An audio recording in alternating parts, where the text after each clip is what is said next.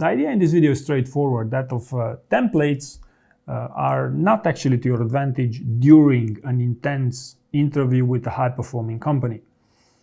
Now, why am I saying with a high-performing company? Simply because, for a low-performing company, the interview is pretty much about whether you can do the job or not, whether you have the technical ability to get the job done, and so long as you are a nice person, you don't look like a toxic employee, you're gonna get the job. But in a high-performing company, it's a lot more, about that behavioral interview, and essentially about putting together a great show and making sense at all times. And let's first define what do I mean by templates. So by templates, I mean the STAR format primarily. So some call it the SOR or the PAR or even the SAR, but the idea is that you provide your answers with a given template that the employer already expects from you in many cases.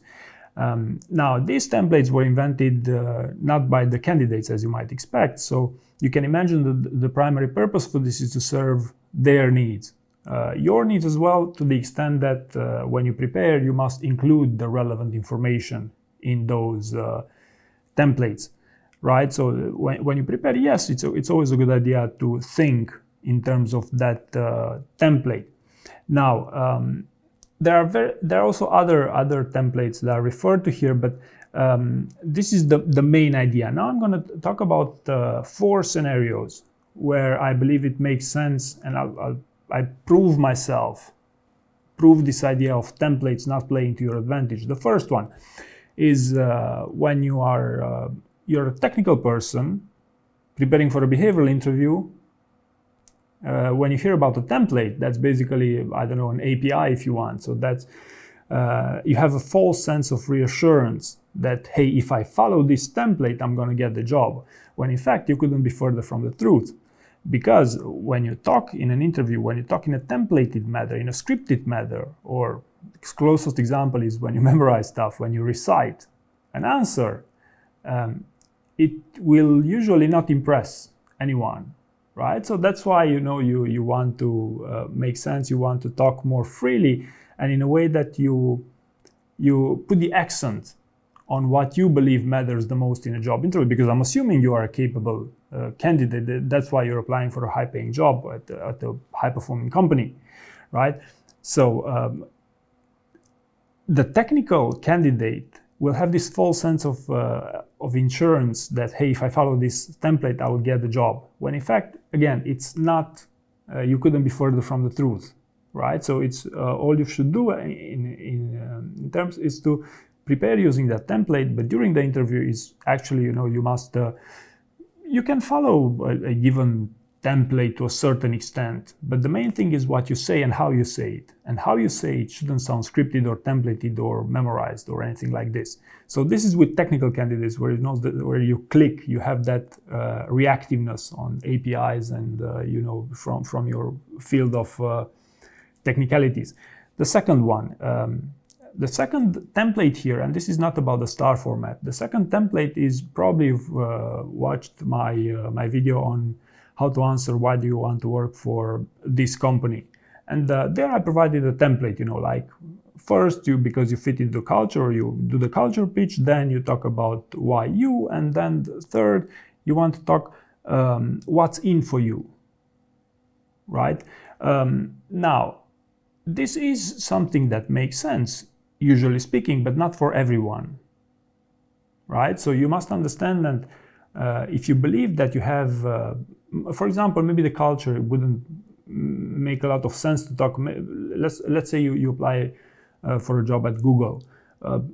Culture, yes, it is important. Of course, in every company it's important, but not during the interview. It's not as much emphasis as they put, for example, at Amazon. So probably you'd want to alter that template, again, to your advantage, to put the accent, what matters, what's your differentiator in your specific answer. You could simply not employ any template at all when answering why do you want to work for this company. The same thing, tell me about yourself.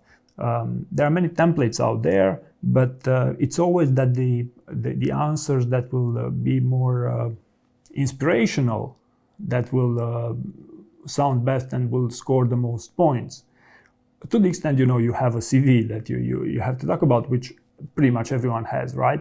So these were the two examples. Why do you want to work for the company, or tell me about yourself. That you should again keep in mind that the templates are not necessarily to your advantage. Now, scenario number 3, when you receive a behavioral question, and basically not necessarily a behavioral question per se, but rather a general question, like what's your management style, or how do you deal with ambiguity, for example. When you see these types of questions, if you say, hey, this is a behavioral question, so it means they are actually asking me, tell me about the time when you had to deal with ambiguity, or tell me about the time when you exhibited your management style, right? When in fact, this might not be the best answer that you have. For example, if you'd want to talk about the highlight about your management style, where you really believe you made a difference, that could also be a perfect answer, right? A highlight doesn't have to be to follow a star format or anything like this. Or another type to approach that answering what's your management style would be to give a general statement, because their question was generally give a general statement, a concise one, and then they can follow up. Okay, can you tell me about the highlight about when you exhibited something, what you said from in that general statement, either dealing with ambiguity, like how would you deal with ambiguity? Okay, can you tell me about the time when you dealt specifically like this with ambiguity in such an ambiguous situation? And then you would go with your even the star answer if you want.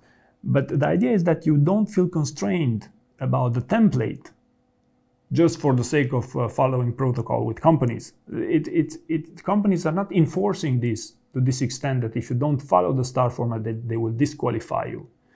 So this is what I want to make clear. And last but not least, the fourth scenario here, I had a couple of candidates, and they, I believe their background was in graduates from business school, I believe, but I'm not sure.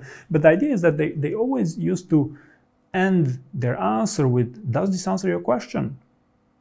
And I'm not saying like, every now and then. I'm saying after each answer they gave, they'll say, does this answer your question? And even in follow-ups in some cases. Now, the problem with this approach, and I'm not saying that it's a bad approach to use it every now and then, or, in moderation, but imagine what if you get a bar raiser and ask you 20 questions? Then you will end it each and every time, does this answer your question? And I don't believe that will play to your advantage, especially with a high-performing company, especially with a company that puts emphasis on your performance during that job interview. So instead, you should get out of that scripted mind and, end your answer however you feel that makes the most sense. But by no means use the same sentence over and over again. So these were the 4 scenarios that come to mind when it comes to how templates can actually break your performance during a job interview. Hopefully you found this video interesting, and thank you very much for watching.